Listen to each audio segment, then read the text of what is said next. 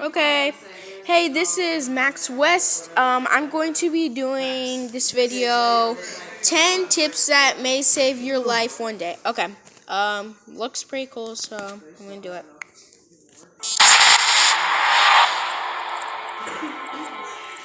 The world can sometimes be a scary place. From snarling dogs to screeching cars to blazing infernos. It can get really serious at times. In fact, there's every chance at some point you may be confronted with a situation where your life is at stake. Have no fear. We're here to help you through it with these 10 survival tips, which may just help you get out alive. Now, we can't just go giving these tips to just anyone. Okay, so subscribe before. I've already subscribed to Show them. us you're on board by activating those subscribe and notification buttons. Spider bite. Nature experts always seem to be telling us that spiders are good to have around. Oh, I'm scared of spiders because one time I seen this white spider and it had pink on it. Oh my god.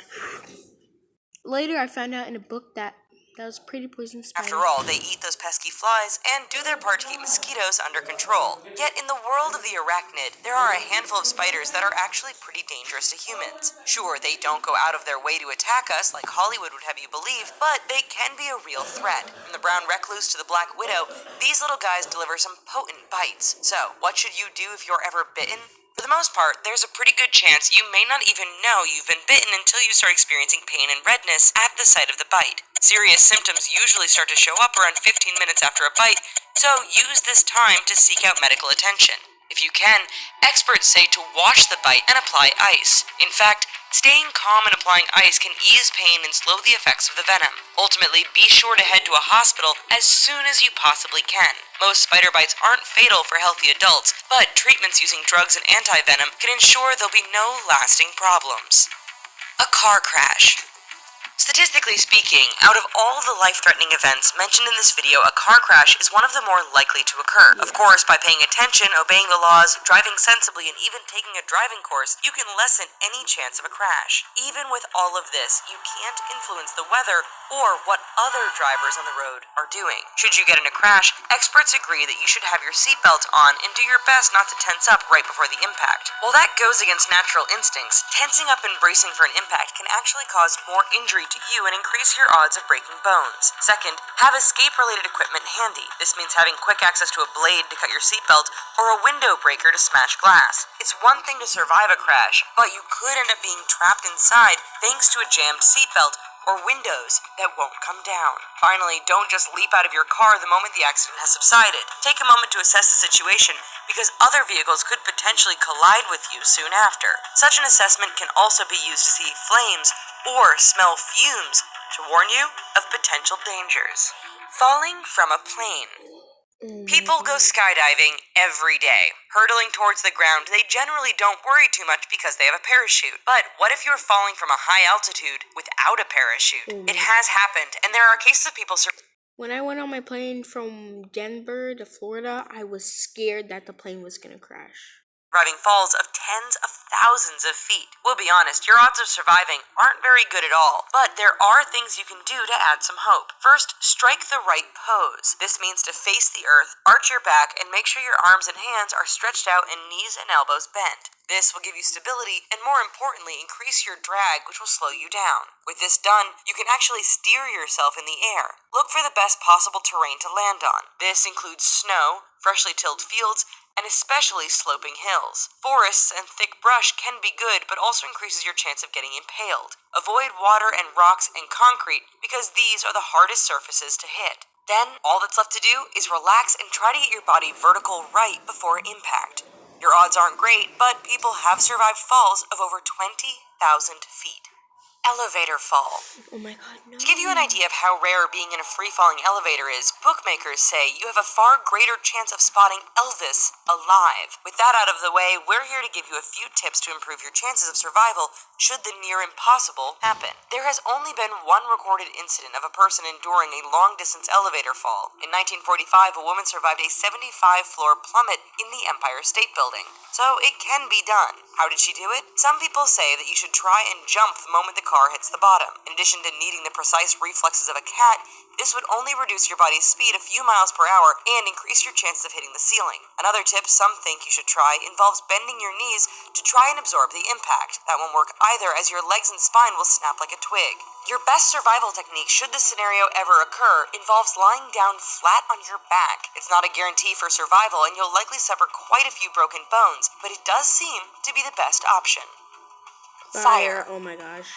We all learn about fire safety in school. Yet despite this, fires still break out and claim the lives of people all of the time. First rule to surviving a fire in your home is to have working smoke detectors and an escape plan. With those factors in place, the next step is to act. So you are awoken one night by the scream of an alarm and a choking, thick wall of smoke. What do you do now? The answer is pretty straightforward. Get out as quickly and safely as possible.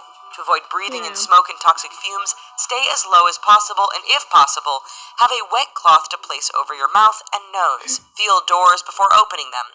This will lessen the chance that you're about to head into a room that's actually a blazing inferno. If you need to escape from a window, try to close the door of the room before opening the window. This should help lessen the sudden draft of air that could cause the fire to surge. Finally, when you do get out, don't go back in. You already beat the odds once, and we all know this game is rigged in the favor of the house. Alright, time for our survival quiz. Okay. When it comes to sheer numbers of human victims, do you know which creature or animal is the most dangerous? Think about that while we show you a few more tips for survival. A dog attack.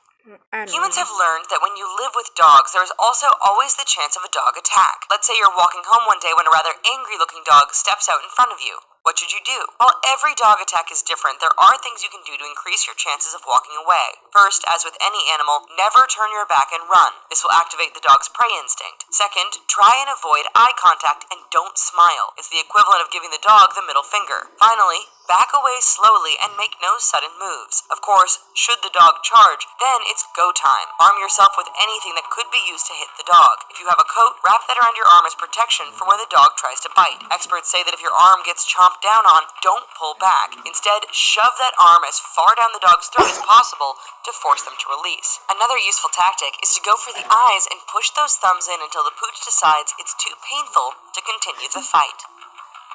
Nuclear explosion. In the world of weapons, the nuclear bomb is the most destructive. They come in all shapes and sizes and use a combination of heat, blast force, and radiation to do their damage. But could you survive a blast? Sure, but it depends on several factors. First, if you are relatively close to a nuclear detonation, then odds are you're a goner. Sorry. Should you be several miles away, however, you have time to act. Depending on your exact distance from the blast, once you see the flash, you might have several seconds before the shockwave hits. Use this time to get to a basement or some location that offers protection from high winds and debris. If you make it through that, don't sit around, because now you'll have to worry about fallout. And we're not talking about a bunch of video game fanboys here either. If you know the predominant wind direction, then you have a good idea of where radioactive fallout is likely to land. Try and stay clear of this area and keep as much distance between you and the site of the explosion. Of course, all of this is dependent upon the proximity to the blast and the size of the weapon. Desert Island. So you got a sweet job working for a major delivery company with branches all over the planet.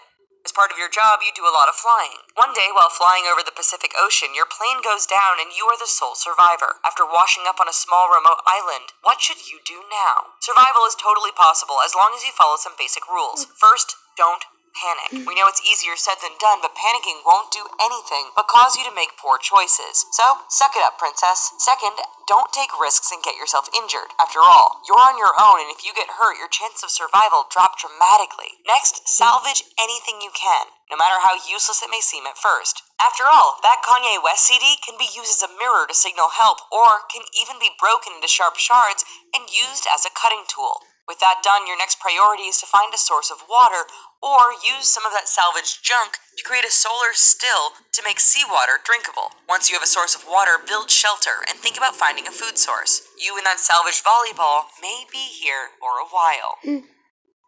Terminators. Don't laugh. You know as well as we do that government agencies like DARPA are making massive advances in autonomous robot development. These are robots that can head off on their own and follow a program to complete a task. Combine that with advances in computer systems, which can learn and improvise, we have a recipe for a Terminator uprising. So, how can you survive the rise of the machines? First, get off the grid so you're not reliant on a system which will likely fail upon the uprising. Second, pull in Edward Snowden and stay off the internet.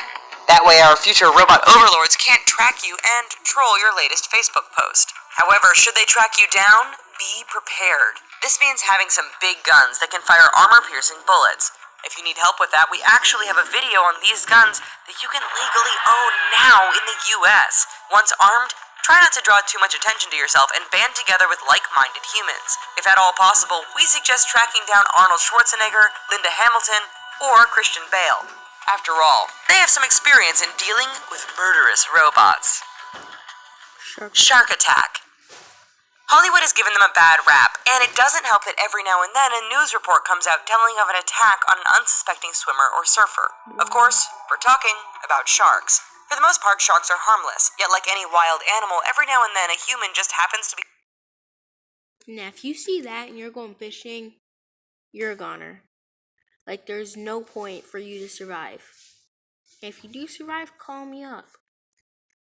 in the wrong place at the wrong time. So, what should you do if that person is you staring down the snout of a great white? Well, survival tips are surprisingly similar to other animals. Be sure never to play dead or try and swim away. To the shark, one is an easy meal while the other is a fun game. Instead, always face your attacking shark and be prepared to punch, stab, and even claw it. Experts say to aim for sensitive areas like the gills, snout, and eyes.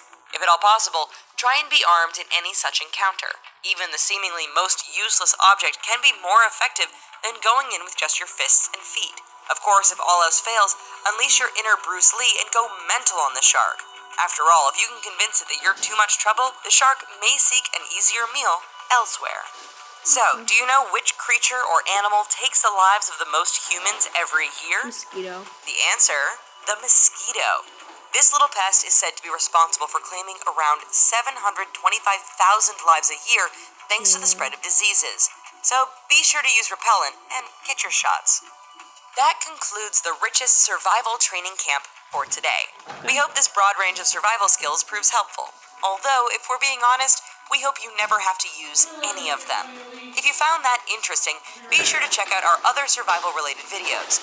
From nuclear war to people who are living proof of beating incredible odds, The Richest is your go-to channel when it comes to surviving this crazy world. Okay. We'll see you next time. Bye-bye for now. Okay.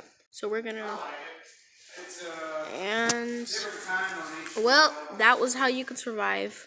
Take this video for tips and remember it. Bye, guys. Don't forget to subscribe and like.